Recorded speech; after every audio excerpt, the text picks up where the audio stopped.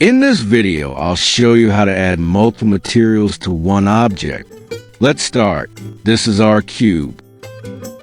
Change the viewport shading to material preview. Change the object interaction mode from object mode to edit mode. Change the select mode from vertex select to face select.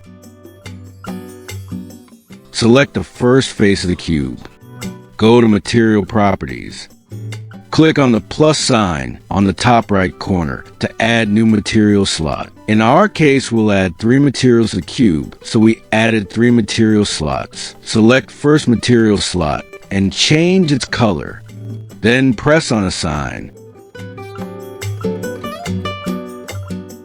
Select the second face of the cube, then select the second material slot.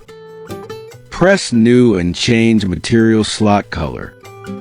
Then press Assign. Select the third face of the cube. Then select the next material slot. Press on New and change the material slot color.